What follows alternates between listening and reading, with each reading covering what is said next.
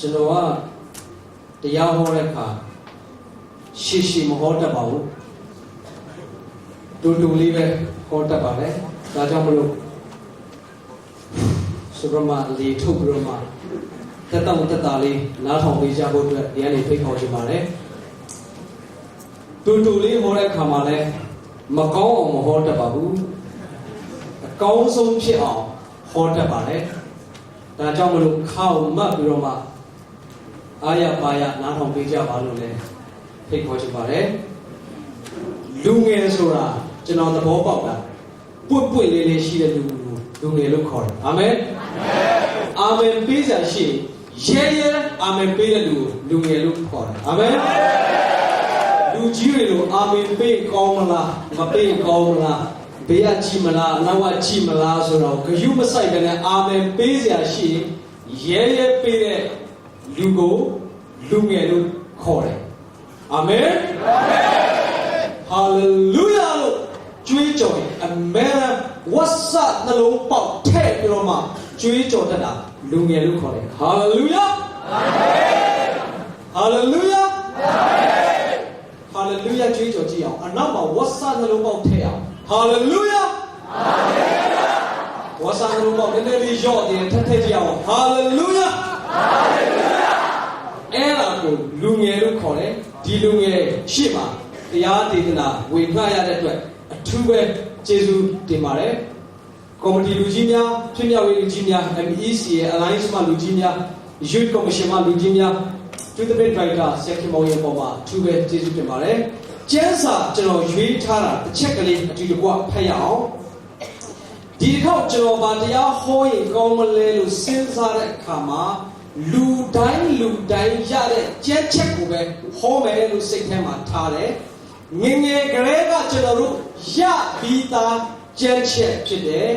Sunday School မှာကျန်တဲ့ကျမ်းချက်တွေတော့ကျွန်တော်တို့မရဘူးဒီကျမ်းချက်ကိုတော့အားလုံးရကြတယ်ကဲတော့ singing ထွက်တဲ့အခါမှာတခြင်းဆိုပြီးထားတဲ့တရားထက်ကဲကျမ်းစာဖတ်ချင်ရောက်ပြီဆိုတာနဲ့တရားနဲ့ကျမ်းစာဖတ်တဲ့သူကအရှင်းထွက်လာပြီးတော့မှကျမ်းစာအုပ်ကိုလှန်ပြီးတော့မှဖတ်တဲ့ကျမ်းပိုက်ကလေးဖြစ်ပါတယ်အဲ့ဒါကဟေရှာယအခန်းကြီး9အပိုင်းငယ်6ဖတ်ပါမယ်အကြောင်းမူကားငါတို့အဖို့သူငယ်ကိုခွာမင်းဤငါတို့အားတားကိုတနာတော်မူ၏ထိုသူသည်ဆက်မဖတ်ချင်တော့ဖတ်ရင်အရသာပြတ်မှာဆိုလို့ထိုသူသည်ဆိုတဲ့နေရာမှာရက်ပြလိုက်ချင်တယ်ကျွန်တော်ဆက်ဖတ်လိုက်ရင်အရသာပြတ်မှာဆိုလို့ဆိုရအောင်အချင်းလို့ထိုသူသည်အိုးဖွယ်ဒိုင်ပင်ပဲတကိုးချီတော်ဖယားသခင်ထာဝရအဘငြိမ်သက်ခြင်းအရှင်လူငယ်ဆိုတာကိုမရရင်လည်းပဲရောချပြီးတော့မှဆိုရဲတာကိုဘာလို့ခေါ်လဲလူငယ်လို့ခေါ်တယ်ဒါကြောင့်လို့ရမရရောချရအောင်အိုးဖွယ်ဒိုင်ပင်ပဲတကိုးချီတော်ဖယားသခင်ထာဝရအဘငြိမ်သက်ခြင်းအရှင်လူငယ်ဆိုတာစကားပြောတဲ့အခါဟိတ်နဲ့အဟန်နဲ့ပြောတယ်ခံစားချက်ကိုလာတာနဲ့လက်တွေပါနေပါတယ်ဟုတ်တယ်နော်နင်ကထိုးပြလိုက်ချင်တယ်ကွာလူကြီးတဲ့ဒီလူငါထိုးရင်ကောင်းမလားမထိုးရင်ကောင်းမလားဥပဒေမှာလူငင်းမလားစဉ်းစားလို့ရှိမှလူငယ်လက်ကပုံမြန်ဒါကြောင့်မလို့ကျန်းစာကိုတခြင်းလို့ဆိုတဲ့အခါမှာလူငယ်ဆိုတော့ထိုင်နေုံနဲ့မရဘူးနည်းနည်းလက်ပါလှုပ်မှရမယ်အိုးဖွယ်ဒိုင်ပင်ပဲတကိုးချီတော်ဖယားသခင်ထာဝရအဘငြိမ်သက်ခြင်းအရှင်ဆိုဆိုပဲအိုးဖွယ်ဒိုင်ပင်ပဲတကိုးချီတော်ဖယားသခင်ထာဝရအဘငြိမ်သက်ခြင်းအလုံးမရမချင်းဆိုပဲပြန်ဆိုပဲ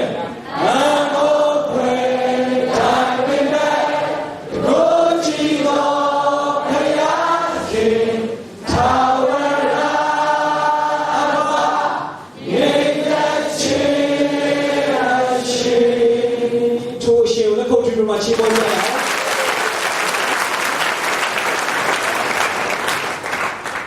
ဒီကနေ့ကျွန်တော်တို့ကျင်းပရသောအရာဒီခရစ်တော်မွေးနေ့25ရက်နေ့ကိုကျွန်တော်တို့ကကျင်းပရခြင်းမဟုတ်ပါအဲ့ရက်ကမားတယ်လို့ပြောတဲ့လူရှိတယ်မှန်တယ်လို့ပြောတဲ့လူရှိတယ်ကျွန်တော်တို့ကနေ့ကိုကျင်းပတာမဟုတ်ဘဲနဲ့မွေးချင်းကိုကျင်းပတာဖြစ်တယ်ဟာလေလုယာဟာလေလုယာဟာလေလုယာဒီကနေ့မွေးဖွားချင်းကိုကျွန်တော်တို့တတ်တယ်ထူကြတာဖြစ်တယ်ကျွန်တော်တို့ကလေးမွေးပြီဆိုတာနဲ့တပြိုင်တည်းကျွန်တော်တို့အမြဲတမ်းနှစ်ခုသိချင်တာရှိတယ်ဘာဖြစ်မလဲဘာဖြစ်လဲအဖေနာမယ်လားအဖေနာမယ်မဟုတ်နော်ကလေးမွေးလိုက်ပြီဆိုတော့လည်းသိချင်တဲ့အရာတစ်ခုရှိတယ် Yes မှန်တယ်ယောက်ျားလေးလားမိန်းကလေးလားဂျင်ဒါကျွန်တော်တို့အရင်သိချင်တယ်မွေးလိုက်တာနဲ့တပြိုင်တည်းကျွန်တော်တို့မြန်မာဇလန်းကြီးအားလုံးသိလို့ရတယ်ဟိုဝန်ဆွဲဆရာမကလေးဝှေ့ချလာပြီးတော့မှကလကာလေးကိုဖယ်ပြီးတော့မှထွက်လာပြီးတော့မပြောလဲယောက်ျားလေးမွေးတယ်ဟေးအဲ့ကျဘာလို့လဲမြန်မာမိသားတွေကဟာကျဲဟိုဖျက်နေပါလေခိုးပြီးတော့မှဟုတ်တယ်မလားအရင်ကျေးဇူးတင်တယ်ဟောနော် actually ကလေးမွေးရတယ်ကျွန်တော်တို့ပထမဦးဆုံးသိချင်တာကဘာလေးမွေးတယ်ကျွန်တော်ရဲ့တဝင်းခွဲနေမှာကလေးမွေးတော့သူ့အဖေကနေမှာကျွန်တော်ဖုန်းဟန်ဆက်တယ်တာမင်းကြီးမပါမွေးတယ်ယောက်ျားလေးလားကျွန်တော်ပြောမဟုတ်မင်းကလေးလားမဟုတ်ဒီဘာလို့မွေးတယ်လဲဟုတ်ကဲ့ဆိုကျွန်တော်ပြောမသိသေးတာဘာမွေးမသိသေးတာသူထင်တာအချောင်းညောင်မွေးလာတာလားသူပြောလို့ရတာပေါ့ယောက်ျားလေးလားဆိုမဟုတ်မင်းကလေးလားဆိုမဟုတ်သူလည်းလန့်မသိရသေးလို့မပြောပြသေးတာပထမဦးဆုံးအိမ်ထောင်မိသားစုသိချင်တဲ့အရာကဘာလေးမွေးလေတွဲလောင်းလေးလားနော်ဒါအသိချင်ဆုံးအရာဖြစ်တွဲလောင်းလက်ဆုံပြောတာနော်လက်တွေဆုံအိမ်ကဆုံဒုတိယတစ်ချက်ကျွန်တော်တို့အသိချင်ဆုံးသောအရာကဘာလဲခလေးရဲ့နာမည်ဘလို့ခင်မုန်းတတ်တယ်လဲဆိုတာကျွန်တော်တို့ရဲ့အသိချင်ဆုံးသောဒုတိယအချက်ဖြစ်တယ်။ဘာလို့လဲမေးလိုက်ပြီဆိုတာနဲ့ခလေးကနာမည်ပေးပြီးပြီလား။ဘာနာမည်လို့ခေါ်လဲဆိုတာကျွန်တော်တို့အားလုံးသိချင်တဲ့အရာဖြစ်တယ်။အခုကောင်းကင်မှာရှိတဲ့ဖယားသခင်ကဒီခရစ်မတ်ကာလမှာသူရွေးချယ်ထားတဲ့အချိန်အခါရောက်လာပြီဆိုတာနဲ့တပြိုင်တည်းသူ့ရဲ့သားကိုဝေးပွားခိုင်းတော့မှာဖြစ်တယ်။အဲ့အတွက်ကြောင့်မလို့ဖယားသခင်ကမွေးဖွားခိုင်းလိုက်တဲ့ကလေးကိုတာဝန်ရှိကိုနာမည်တွေသူပေးထားခဲ့တယ်။အဲ့နာမည်တွေကပါလေ9ခုသောနာမည်ဖယားသခင်ကပေးလိုက်တာဖြစ်တယ်။နံပါတ်1ကပါလေအန်အောဖွယ်တိုင်ပင်ဘက်တကိုးကြီးသောဖယားသခင်သာဝရအဘငြိမ်သက်ခြင်းအရှင်ငါခုသောနာမည်ဖယားသခင်ကဒီကလေးအတွက်မွေးဖွားခိုင်းလိုက်တာဖြစ်တယ်။ဒီသတင်းစကားကိုလာရောက်ပြောပေးတော်သူဟာ prophet ကြီးဟေရှာယဖြစ်တယ်။ BC 922မှာဒီအရာကိုနှမ်းပြောလိုက်တဲ့အခါမှာနောက်ခံသမိုင်းနည်းနည်းလေးသိဖို့လိုတယ်။အဲ့ဒီအချိန်မှာဆီးရီးယားဆိုတဲ့ empire ကြီးထွားလာတော့မှအေတေလနိုင်ငံကိုသိမ်းပိုက်ဖို့အတွက်စိုင်းပြင်နေတဲ့ချိန်ဖြစ်တယ်။ပြောမှဆိုရင်လင်မယားတွေခွဲမယ်မိဘနဲ့ကလေးတွေခွဲမယ်ကလေးတွေကိုပြောင်းပြန်ထားမယ်မိမရှိမှခေါင်းဖြတ်မယ်စားတဲ့ကြောက်စရာအင်မတန်မှကောင်းတဲ့နိုင်ငံရေးအင်မတန်မှကြောက်စရာကောင်းတဲ့အချိန်ကလေးမှာဟေရှာယကြီးကတော့မှအေတေလအမျိုးတို့စိုးရိမ်ခြင်းမရှိနဲ့မကြောက်ကြနဲ့မွေးဖွားလာမဲ့ကလေးဟာအန်အောပွယ်တိုင်ပင်မဲ့တကိုးကြီးသောဘုရားသခင်ထာဝရအဖငြိမ်သက်ခြင်းအရှင်ဆိုတဲ့ကလေးမွေးဖွားလိုက်မယ်လို့ဣသေလအတိုင်းကိုသူသတင်းပေးတာဖြစ်တယ်။တကယ်တော့ယေရှုမွေးလာတဲ့အချိန်ကဘယ်သူအချိန်လဲယောမပြောပါဘယ်သူအချိန်လဲယောမအင်ပါယာအချိန် အင်မတန်မှကြောက်စရာကောင်းတဲ့ empire ကြီးကဣသေလတိုင်းပြည်ကိုလည်းပဲအုပ်ချုပ်တဲ့အချိန်ဖြစ်တယ်ဥပမာဆိုတော့ Herod မင်းကြီးသူ့ရဲ့ညီကိုလည်းတတ်တယ်သူ့ရဲ့ညီရဲ့သားကိုလည်းတတ်တယ်သူ့ရဲ့မယားညီကိုလည်းတတ်တယ်သူ့ရဲ့အာဏာကိုယူနိုင်တဲ့လူမှတစ်နေ့အကုန်လုံးပါဖြစ်လေတတ်နောက်ဆုံးသူ့သားကိုလည်းတတ်ဒါကြောင့်လို့သူ့ရဲ့လက်ထောက်ကပါတော့လေဒီချိန်ဒီအခါမှာတော့ Herod ရဲ့သားဖြစ်တာထက်ဆိုင်ရင် Herod ရဲ့ဝက်ဖြစ်တာတော့ပို့ပြီးတော့မှလုံခြုံရသေးတယ်လို့ပြောပါတယ်အဲ့အချိန်မျိုးကြောက်စရာကောင်းတဲ့အချိန်မှာဘုရားသခင်ရဲ့အတန်ပြန်ထွက်လာတာကတားယောက်ျားကိုဖွားမိတယ်ထိုသားသည်ဘာရှိမလဲအုပ်ဆိုးခြင်းအာနာဆက်ရှိတယ်ဒါမဲ့သူအုပ်ချုပ်တဲ့အခါမှာဟေရိုဒိုလိုကမ္ဘာပေါ်မှာအုပ်ချုပ်တဲ့လူတွေရဲ့အုပ်ချုပ်မှုမျိုးနဲ့မအုပ်ချုပ်ဘူးသူအုပ်ချုပ်တဲ့အရာကငြိမ်သက်ခြင်းအံ့ဩဖွယ်တိုင်ပင်ဘက်တကိုးကြီးသောဘုရားသခင်ထာဝရအဘငြိမ်သက်ခြင်းတွေနဲ့ဒီတိုင်းပြည်ကိုအုပ်ချုပ်မယ်ဆိုတော့မှနာမည်တွေကိုလှမ်းပြီးတော့မှပေးထားတာဖြစ်ပါတယ်ကျွန်တော်တို့တိုင်းပြည်လည်းပဲအရင်တော့စစ်အာဏာရှင်အောက်မှာနှစ်ပေါင်းအကြာကြီးနေခဲ့တော့ကျွန်တော်တို့ထက်ဆိုးတဲ့တိုင်းပြည်တွေအခုရှိသေးတယ်အခုတော့ကျွန်တော်တို့ကလွတ်လပ်ပြီးဒီမိုကရေစီဖြစ်ပြီးခရစ်စမတ်ကိုလည်းလွတ်လွတ်လပ်လပ်ကျွန်တော်တို့ပြောလို့ရပြီဆိုတော့ကျွန်တော်တို့ကသက်သာဒီအရာကိုကြောက်စရာဘယ်လောက်ကောင်းလဲဆိုတာနားလည်မှနားလည်မယ်အခုမြောက်ကိုရီးယားမှာကင်ဂျုံအွန်းနော်မယ်ဗင်နဲ့မတူလုံးဝမတူနော်ကင်ဂျုံအွန်းအုပ်စိုးနေတယ်သူ့ရဲ့ဥပဒေကိုနားထောင်ကြည့်လိုက်သူကဘာပြောလဲဆိုတော့မြောက်ကိုရီးယားလူတွေက one direction ကိုအရင်ကြိုက် one direction ကိုအရင်ကြိုက်တဲ့အတွက်ကြောင့်သူကဘာပြောတယ်လဲဆိုတော့မြောက်ကိုရီးယားနိုင်ငံတစ်ခုလုံး one direction စပင်ပုံစံနဲ့ပြတ်ကျတဲ့အတွက်ကြောင့်သူကသဘောမကျဒါကြောင့်ဘယင်ကြီးတယောက်သမရာကြီးတယောက်ဘာပြောတယ်လဲမြောက်ကိုရီးယားနိုင်ငံမှာရှိသောတက္ကသိုလ်ကျောင်းသူကျောင်းသားများအားလုံးဘယ်စပင်ပုံမှညှက်လို့မရဘူးဒီစပင်ပုံမှညှက်နေတယ်သူ့ရဲ့စပင်ပုံသူ့ရဲ့စပင်ပုံကညှက်ဖို့အင်မတန်မှလွယ်တယ်ခွတ်တစ်ခွက်ကိုယူလိုက်ပါအုံးလိုက်ပါပြီးအောက်မှာကျန်တဲ့အရာအားလုံးဘာလုပ်ရမလဲလေးချလိုက်ပါပြန်ဖွင့်လိုက်ပါကင်ဂျုံအွန်းရဲ့စပင်ပုံပဲဆိုတော့ဒီလောက်ထိကြောက်စရာကောင်းတဲ့တိုင်းပြည်မျိုးမှာဒီတရင်ထွက်သွားမယ်ဆိုရင်ဘယ်လောက်ထိဝမ်းမြောက်စရာကောင်းတဲ့တည်မျိုးဖြစ်မလဲဒါကြောင့်မို့ကျွန်တော်တို့ဘုရားသခင်ကသူ့ရဲ့သားကိုနာမည်ပေးတဲ့အခါမှာရည်ဝယ်ချက်ရှိရှိနဲ့ပေးတာဖြစ်တယ်အချိန်ဖြစ်လို့ရအောင်အချိန်မရှိအောင်အဲ့နာမည်၅ခုမှာကျွန်တော်နှစ်ခုမပြောဘူးအဲ့နှစ်ခုကလူတိုင်းတက်တယ်ခံလို့ရတဲ့အရာတစ်ခုဖြစ်တယ်ထာဝရအဘဆိုတဲ့အရာရဲ့တကိုးကြီးသောဘုရားသခင်ဆိုတာကိုကျွန်တော်မပြောဘူးနံပါတ်1ကျွန်တော်ပြောချင်တာသူ့နာမည်နံပါတ်1ကပါလဲအန်အိုဖွယ်ဖြစ်တယ်ခရစ်စမတ်ယာတီဟာအန်အိုဖွယ်နဲ့ပြည့်ဝနေတဲ့အရာဖြစ်တယ်ဟာလေလုယာဟာလေလုယာဘာဖြစ်လို့လဲအိမ်မှာနေပြီးတော့မှအိမ်ကိုလွဲတဲ့ယာတီဘယ်မှာနေတာလဲအိမ်မှာဘယ်ကိုလွဲလဲအိမ်ကိုလွဲတဲ့ယာတီကျောင်းမှာနေပြီးတော့မှကျောင်းကိုလွဲတဲ့ယာတီရီးစားတော့မရှိဘူးဒါပေမဲ့မရှိတဲ့ရီးစားကိုလွမ်းနေတဲ့ယာတီဟုတ်လားမဟုတ်လားဟုတ်ပါလေခရစ်စမတ်ယာတီရောက်လာပြီဆိုရင်ကျွန်တော်တို့ကမစီမဆိုင်ပေါက်ကရရတယ်တော်တော်လွမ်းနေတာဘာလွမ်းလို့လွမ်းမှလည်းမသိဘူးကော်ဖီသာ၄-၅ ဖက်ပုံသွားတာဘာလွမ်းလို့လွမ်းမှမသိဘူးမျက်ရည်တွေတော့တပေါက်ပေါက်ပေါက်နေတိတ်ကိုထူးဆန်းတဲ့ယာတီဖြစ်တယ်အန်အောပွေဖြစ်တယ်ထို့ထက်ပိုထူးခြားတာကကျမ်းစာကိုကြည့်ပါငါတို့ဘို့သူငယ်ဖွားမင်းဘာဖွားမြင်တာလဲသူငယ်ဖွားမင်းနောက်တစ်ချောင်း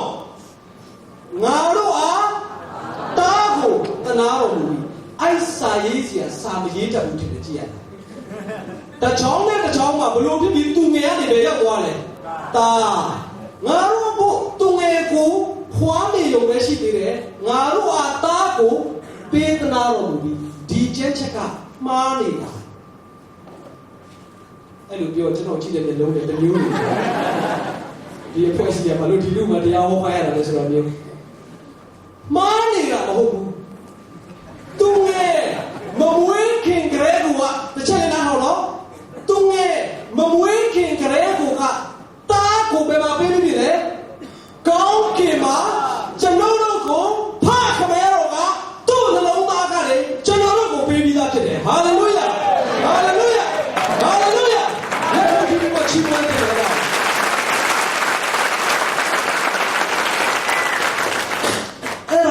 အန်အောဝင်ဖြစ်တာ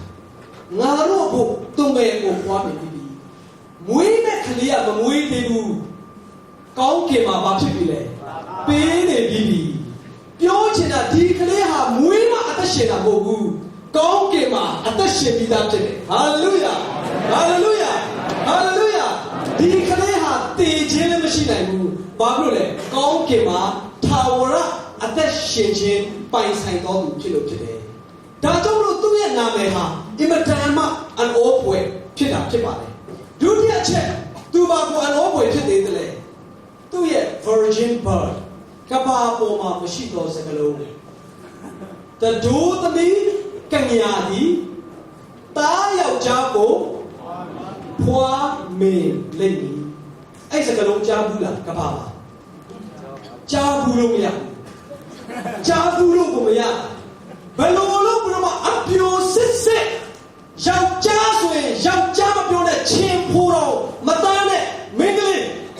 အဲ့ဒီအပြိုစစ်စစ်ကတားယောက်ျားကိုပွားမြင်တယ်ကဘာပေါ်မှာအထူးခြားသောစကလုံးဟာ virgin birth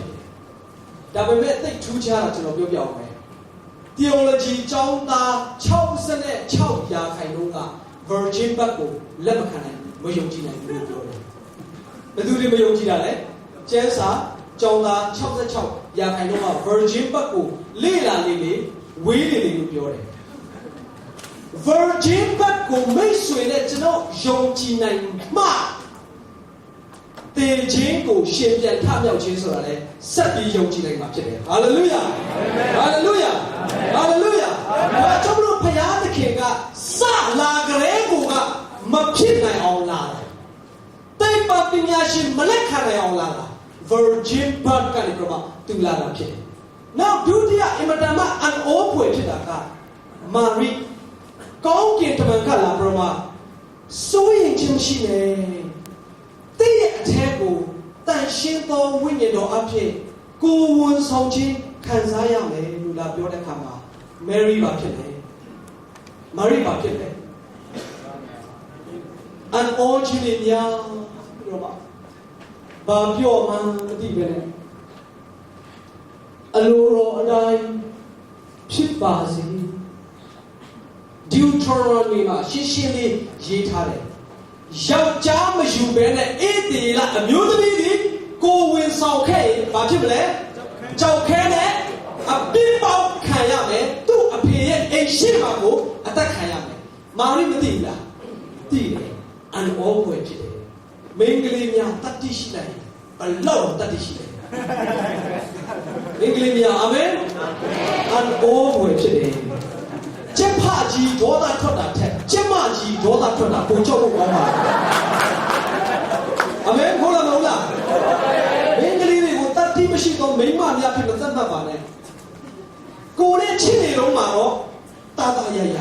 နာခံတယ်ဟိုသိရင်ကြီးတာလေသိပြီးတော့မှရင်လာပဲ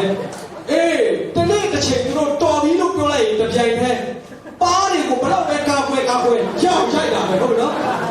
ကျမကြီးဒေါသထွက်တာနွားမကြီးဒေါသထွက်တာကျွဲမကြီးဒေါသထွက်တာတိရစ္ဆာန်လောကမှာလည်းပုံကြောက်ဖို့ကောင်းဒါလည်းအန်အောပွဲကျွန်တော်စဉ်းစားတယ်ဒါလည်းအန်အောပွဲကျွန်တော်စဉ်းစားတယ်တကယ်လို့ဖယားသခင်ကမာရိမဟုတ်ဘဲနဲ့ဒီမှာရှိတဲ့မိန်းကလေးတွေတို့ကျွန်တော်ညီမကလေးတွေကိုလာပြီးတော့မှတမီလောကကူကယ်တင်မဲ့ယေရှုအကြောင်းကြားဘူးတယ်မလားကြားဘူးတယ်ဟေရှာယပြောတဲ့အန်အိုးဖွယ်ကြားဘူးလားကြားဘူးတယ်တမီးရဲ့အထဲမှာအခုအန်အိုးဖွယ်တရှိသောဝိညာဉ်တော်အားဖြင့်တမီးကိုဝင်ဆောင်ရမယ်လို့လိုက်ဘာပြန်ပြောမလဲကျွန်တော်ရှိတယ်အခုခေတ်မိန်းကလေးတွေနော်ဒီပုံစံနဲ့ဆိုလဲတင်လိုက်လို့ပြောနေတာလွယ်ကူတဲ့အရာမို့It's not easy ဒါလွယ်ကူတဲ့အရာမဟုတ်တဘာဝလည်းမကြောက်ဖြစ်တယ်မဖြစ်တယ်ဒါမဲ့သူကပြောတယ်အန်အိုးပွေပဲဝိညာဉ်တော်သူ့အထဲကိုချိန်အောင်ပြီဆိုတာနဲ့တပြိုင်တည်းခဲလုံးကိုလည်းမမြင်တော့ဘူးအာမင်ဟာလေလုယာသူ့အဖေကိုလည်းမမြင်တော့ဘူးသူ့ရီးစားကိုလည်းမမြင်တော့ဘူးအန်အိုးပွေဖျားဆင်းလာပါအလိုတော်တိုင်းဖြစ်ပါစေဟာလေလုယာဟာလေလုယာဒုတိယအန်အိုးပွေယောက်ျားလေးများ ယောသရဲ့တက်တာမိန်းကလေးကတော့ပြောတယ်ယောက်ျားလေးတွေရဲ့အမုန်းဆုံးအရာကကိုယ်ရေးစားသူများနမ်းတာဟုတ်တယ်မလားဟုတ်ပါဘူးကိုယ့်ရဲ့ခြေတလုံးဓာတ်ခုတ်တာထက်ကိုယ်ရေးစားသူများနမ်းတာမြင်မခံနိုင်တဲ့လူတွေရှိတယ်ခံနိုင်တဲ့လူရှိလားဝိညာဉ်တော့ဘယ်တော့ပြေဝခံနိုင်မှာမဟုတ်ဘူးလုံးဝမရကျွန်တော်ကိုယ်တိုင်လည်းမရဘူးနော်အခုကသူသိချင်ရတဲ့ရေးစားချစ်သူကလာပြောပြီးအခုပြောမှာအားလည်းနာတယ်ပြီလားစိတ်လည်းမကောင်းပြောကောင်းလားမပြောကောင်းလားတညာလုံးစဉ်းစားပြီးမှအခုလာပြောရတာတမျိုးမထင်နဲ့နော်လုံးဝအသားလာမထီဘူးနော်လုံးဝအသားလာမထီဘူးအသားမထီပဲလေဟိုလေကြီးွားတယ်နော်အစာမားတာလည်းမဟုတ်ဘူးနော်ရေတော့မားတော့လည်းမဟုတ်သူ့ဟာသူကြီးွားတာတန်ချစီဘလောက်စားမကြောက်ဘူးကြီးွားတယ်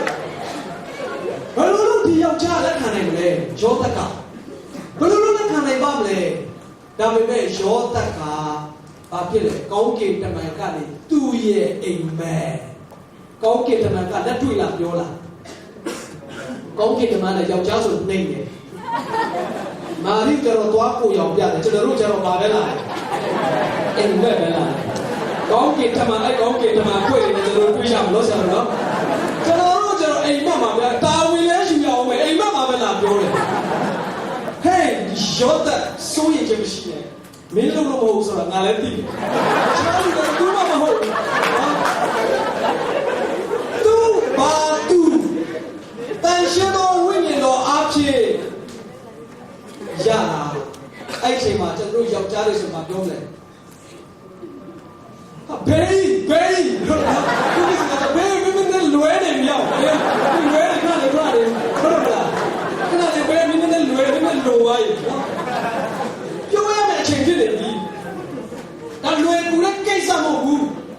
ညီကွက်ရောင်းနေတာမဟုတ်ဘူးအိမ်ရောင်းနေတာမဟုတ်ဘူးစိုက်ကားတစ်စီးကိုရောင်းဝယ်လုပ်နေတာမဟုတ်ဘူးဒေါသထွက်เสียဒါပဲရောသကပါဖြစ်တယ်အန်အိုဖွယ်ပါပဲဖြစ်ကောင်းကင်တမန်လိုက်ပွဲတော်ပါလာသေးတယ်ဒါပုံကြီးလက်ခံတဲ့အပြင်ဟိုတဲ့နာမည်ပါပေးအောင်ပဲယေရှုဟူသောအမည်သမုတ်ရပြီယေရှုလို့နာမည်ပေးအောင်ပဲဟောယောသကျွန်တော်ကိုချင်းစားတယ်တကယ်ကိုချင်းစားတယ်အဲ့ဒါထက်ထူးခြားတာရှိသေးတယ်အဲ့ story ကိုဖတ်ကြည့်ဒီမှာရှိတဲ့ဓမ္မမိတ်ဆွေတွေလည်းလစ်လူရှုမယ်ထင်တယ်ကျွန်တော်လည်းခဏခဏလစ်လူရှုခဲ့တယ်တိတ်ထူးဆန်းတာကမာရိဟာယေရှုကိုမွေးဖွားနိုင်ဖို့အတွက်တဒိုးသမီးကညာကလည်းမွေးဖွားသောကလေးဖြစ်ဖို့အတွက်ယောသဘာလို့ရမလဲအဲ့ကလေးမမွေးမချင်းအစာရှောင်ရတယ်ဟုတ်လားမဟုတ်လားဟုတ်လားမဟုတ်လားသူဝင်ပါလို့ရလားဟမ်လက်သားထုတ်ဝင်ပါလို့ရလားမရဘူးသူဝင်ပါလာနဲ့တဒိုးသမီးကညာမွေးတဲ့ကလေးဖြစ်မလားဖြစ်ဘူးဟုတ်လားမဟုတ်လားဘောဆက်ပြီးဘောပေါက်တယ်နော်ဘောဆက်သဘောပေါက်ဖို့ရည်ကြည့်တယ်ကျွန်တော်ဒီသဘောပေါက်တော့ဆက်သဘောပေါက်ဖို့ရည်ကြည့်ဝင်ပါလို့ရလားမရမာရိပိုက်ကြီးနေတဲ့ကာလအားလုံးလည်းသူပြုစုရအောင်မယ်ညတိုင်းလည်းပဲအစာနာမှာအစာရှောင်ရဝေးမှာရှောင်ရမဟုတ်ဘူးအစာနာမှာအစာရှောင်ရရှင်းအောင်လူငယ်တွေရှင်းလေးပဲချပြတယ်ဟုတ်လားတော့ကြာဘုရားတော်ပြီးမှမရှင်းလို့ဆရာမိုးဆက်တော်တို့အမေရိကန်တွေရမှာဆိုလို့ရှင်းလေးပဲချပြလိုက်ကျွန်တော်တို့ယူဝါနာမှာလူတယောက်ရှိတယ်မိန်းမရှိတယ်လူပြိုတွေများလို့ပြောပြတယ်မိန်းမရှိတော့ယူရင်းညကမင်္ဂလာဦးညမနေ့ပြန်ရောက်တော့ထောက်ငိုတယ်အဲ့ကလေးအဲ့မိန်းမရှိတယ်လို့တကုံငိုတယ်တွားချော့တယ်ချော့လို့မရဘာလို့ငိုလဲသိလားသူပြောတာရှင်းပဲဒီလောက်ထိပြောစရာကောင်းတော့အခုမှဘာလို့ပေးစားတာလဲမင်္ဂလာဦးမြောက်သုံးတော့သူကဝမ်းနေလို့ဒီလောက်ထိ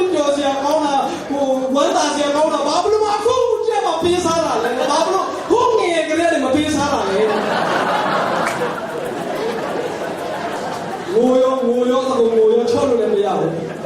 လူမျိုးကြီးများရှိရင်ငိုလေးနဲ့တနေ့ကျရင်ဟုတ်နော်ဘာလို့ဆော့ဆော့မယူမိပါတလဲဆိုတာအဲ့လောက်ထိကိလေတာလို့ခေါ်တဲ့ကျွန်တော်တို့ရဲ့အသွေးအသားထဲမှာစီးဆင်းနေတဲ့လင်ကိစ္စခလေးမမွေးမချေအစာနာမှာအစာရှောင်ရတယ်ဒါလည်းအန်ပေါ်ဖို့ဖြစ်တယ်အာမင်လေတော်လည်းတော့ကြောက်ပါဘူးဒီဆက်တဲ့တော့ပုံမှန်တက်ပါနော်ဆက် Facebook မှာလည်း Pastor TT နဲ့ရှိရနော် page အဲ့ဒါမျိုးလေးတွေလည်းပြန်ဟောပေးမယ်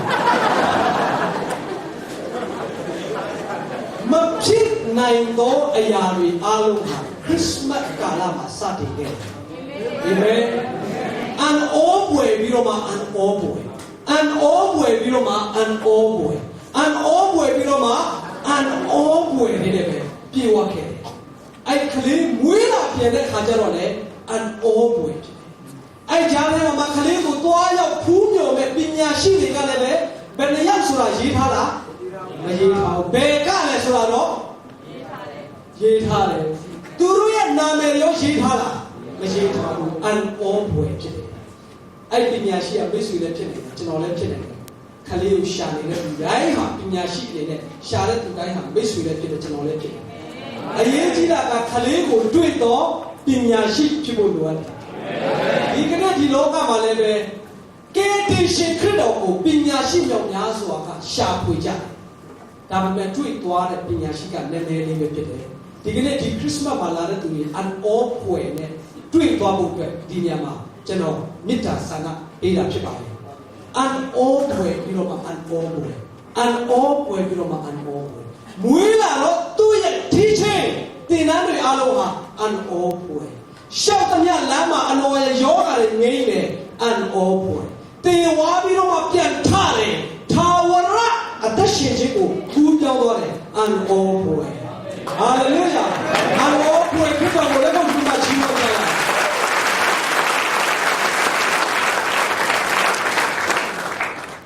ကျွန်တော်ပြောပြမယ်အစကတည်းကအန်အောဖွယ်ကောင်းကင်မှာအန်အောဖွယ်ကျဲချက်လာတော့လည်းအန်အောဖွယ်အသက်ရှင်တော့လည်းအန်အောဖွယ်တည်တော့လည်းအန်အောဖွယ်ရှေ့တော့လည်းအန်အောဖွယ်အန်အောဖွယ်နဲ့ပြည်လို့သူ့သားရဲ့နာမည်နံပါတ်1အန်အောဖွယ်ဒုတိယတစ်ချက်ကျွန်တော်ပြောပြရစီတစ်ချက်ကလေးနားထောင်တော့မလွတ်စေချင်ဘူး time being bad ဒီညမှာညီမလေးတယောက်ရှိတယ်တောင်းဆုံးမှထိုင်တယ်ဟိုးညမှာညီလေးတယောက်ရှိတယ်တောင်းဆုံးမှထိုင်တယ်လူဆိုတာဘလောက်ပဲတောင်းမှထိုင်သူတို့မသိတဲ့အချိန်မှာတစ်ဖြည်းဖြည်းနဲ့ကတ်သွားပြမနောက်ဆုံးသတိရတဲ့ခါမှာဖြစ်တယ်နှစ်ယောက်စလုံးထိုင်လိမ့်မယ်လူဟာတူပုဂ္ဂလိကတယောက်တည်းနေလို့မရဘူးအချင်းချင်းဆက်ဆံတော်သူဖြစ်တယ်ဘာဖြစ်လို့လဲတိုင်ပင်စရာတွေတယောက်တည်းမသိတဲ့အရာတွေအင်မတန်မှများတဲ့သူတွေဖြစ်တယ်တယောက်တည်းနေလုံခြုံမှုမရှိဟုတ်တယ်နော်မီးပိတ်လိုက်တဲ့ကြိုင်နဲ့ဘာဖြစ်လာလဲအလိုလို automatic စက်သိမ်းဝေးဘာဖြစ်လာလဲထားလူဟာမနဲ့ပြန်ကိုသိလို့ရလားမရမနဲ့ပြန်ကိုသိလို့မရဘူးမမေ့ကိုလည်းမေ့တတ်တဲ့လူဖြစ်တဲ့အတွက်ကြောင့်လို့ကျွန်တော်တို့ဟာဘာလို့ရလဲတိုင်ပင်ခံလို့ရတယ်အမြဲတမ်းကျွန်တော်တို့သွားတိုင်ပင်လို့ရမယ်ပုံကိုကျွန်တော်တို့မှလိုအပ်တာဖြစ်တယ်အခုအမေရိကမှာခေတ်စားဆုံးသောအရာကအတိုင်ပင်ခံပုံကိုဖြစ်တယ်မြန်မာနိုင်ငံမှာလည်းခေတ်စားဆုံးကပါလဲအတိုင်ပင်ခံပုံကိုပဲဖြစ်တယ်နိုင်ငံရေးမှာလည်းအတိုင်ပင်ခံတယောက်တနာရီကလေးသူ့လင်မယားကွဲလို့ဘာလို့ရမလဲခလေးကိုအမွေဖြဲ့အောင်လားမဖြဲ့အောင်လားသွားတိုင်ကြည့်လိုက်စိတ်ထဲမှာရှိသမျှယောဂတစ်ခုလုံးသွားတိုင်ကြည့်လိုက်တနာရီကိုဒေါ်လာ150ခုပေးရတယ်တစ်ချက်ကလေးတိုင်ကြည့်ဖို့အတွက်ဒါပေမဲ့ဖယားသခင်ကကျွန်တော်ပြောထားတယ်မွေးလာတဲ့ကလေးဟာဘာဖြစ်မလဲတိုင်ပင်ခံဖြစ်တယ်ဘယ်လိုအတိုင်ပင်ခံဖြစ်မလဲကဘာပေါ်မှာအကောင်းဆုံးသောအတိုင်ပင်ခံဖြစ်မှာဟာလေလုယာဟာလေလုယာဟာလေလုယာဘယ်လိုအကောင်းဆုံးအတိုင်ပင်ခံဖြစ်မလဲနံပါတ်1တင်တို့နဲ့အမြဲအတူရှိသောအိမ်မှာနေလာဖြစ်မယ်ဟာလေလုယာဟာလေလုယာကျွန်တော်အတိုင်ပင်ခံတွေကိုသွားငားတယ်တနာရီငားတယ်ပြီးသွားပြီဒါပေမဲ့သူကြတော့အဲ့လိုမဟုတ်ဘူးကျွန်တော်တို့နဲ့အတူ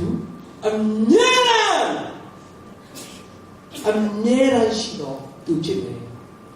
To clear name ko baru kole Ema Nuela. Declare the mamuishan.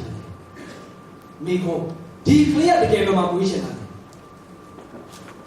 Declare the game which and a conking ready palavida. To the game which and a Noasa Lemobu, to the game which and a Jerusalem Lemobu, to the game which and a May Sweden, Chanoye. A tema muy watching today. Hallelujah. Eno chanaro a tema muy watching ma to have to know don't let do. Amye shido Emmanuela a time can keep up today. Chanoye may mark when I didn't know Chano Pukayat. Chano little teaching up here, you look at him a mazi. Salamana, my wife will jump at Chiliba. And the Vara, the Alan Yeshua,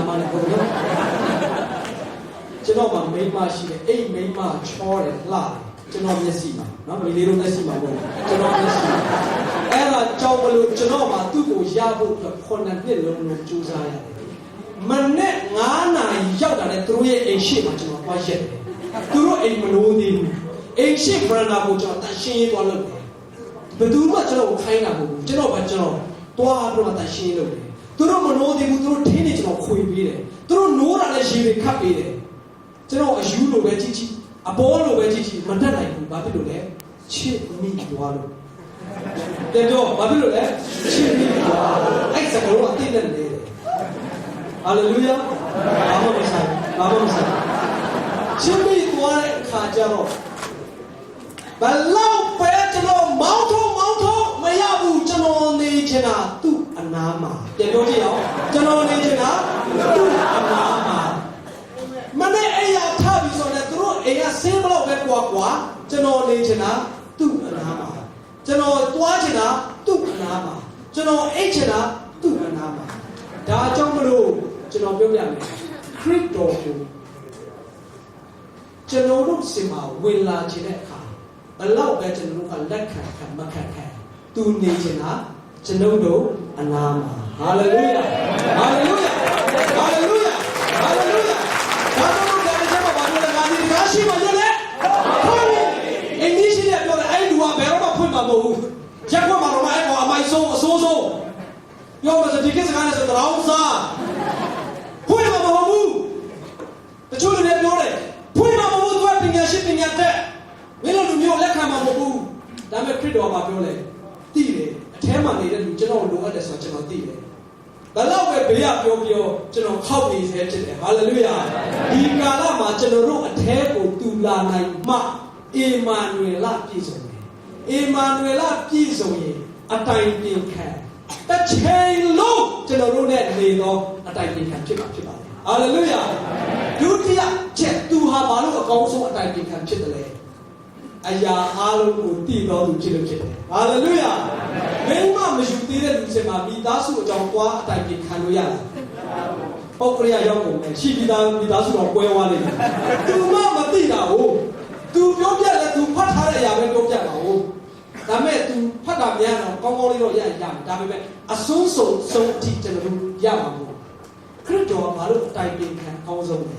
သူမသိတာမရှိဘူးတေချင်းအကြောက်ဆုံးကိုလည်းသူကြော်ခဲ့ပြီရွာတရွာမှာအတိုင်ပင်ခံကောင်းတယောက်ရှိတယ်လေမယားရံဖြစ်တော့သွားပြောတယ်ကဲမိမပြောဆိုတော့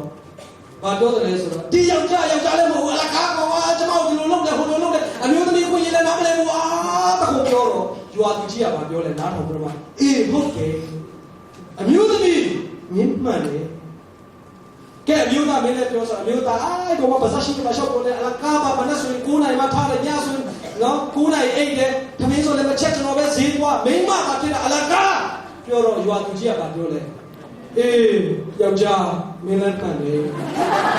အဲ့တော့မခံနိုင်တဲ့ကလေးလေးကဘာပြောတယ်လဲဆိုတော့ဟာရွာသူကြီးကလည်းပိုကြီးအမေကလည်းမှန်တယ်ပြောတယ်အဖေကလည်းမှန်တယ်ပြောတယ်ဘယ်သူမှန်တာလဲဆိုတော့အေးခလေးမင်းပြောတာလဲမှန်တယ်အဲ့လိုအတိုင်းပြင်ခံဖို့ဘူးဖြစ်တော့အဲ့လိုအတိုင်းပြင်ခံဖို့ဟာလေလုယာသူဟာတင်ချင်းကိုလည်းအောင်းတယ်ဘဝကိုလည်းအောင်းတယ် မိသားစုဘဝကိုလည်းသိတယ်ကဘာကြီးမစခင်ကြတဲ့သူရှိတယ်ကဘာကြီးအဆုံးထိတဲ့သူရှိတယ်ဒါကြောင့်မို့အတိုင်းပင်ခံတွေထဲမှာအကောင်းဆုံးသောခရစ်တော်ကျွန်တော်ရဖို့တော့ခရစ်တော်ကျွန်တော်မလို့သားထဲမှာမွေးဖို့လိုတာဖြစ်တယ်ဟာလေလုယာဟာလေလုယာဟာလေလုယာနောက်ဆုံးတစ်ချက်ကျွန်တော်ပြောပြီးအဆုံးသတ်ပါပြီငြိမ်သက်ခြင်းအရှင်ငြိမ်သက်ခြင်းကိုမေ့တော့ကအနောက်ကအရှင်ဆိုတာကိုမမေ့စေချင်ကျမ်းစာကစကားဝတ်တွေကြီးပဲအတိတ်ပဲသိရှိငြိမ်သက်ခြင်းရဲ့အရှင်အင်္ဂလိပ်လို the prince of peace ငြိမ်သက်ခြင်းရဲ့အရှင်ဖြစ်တယ်ငြိမ်သက်ခြင်းရဲ့ဘုရင်ဖြစ်တယ်ငြိမ်သက်ခြင်းရဲ့အချုပ်အခြာဖြစ်တယ်ဟာလေလုယာအခုကျွန်တော်နိုင်ငံမှာတိုင်းရင်းသားတွေစီးလုံးဖို့အတွက်ပင်လုံနာမည်သိကြီးတယ်21ပင်လုံညီလာခံဘာအတွက်တိုင်းရင်းသားနဲ့တိုင်းရင်းသားကြားထဲမှာငြိမ်ချမ်းခြင်းရှိဖို့အတွက်ကမ္ဘာပေါ်မှာအကြီးမြတ်ဆုံးသောပုဂ္ဂိုလ်ကြီးအာဗြဟံလင်ကွင်း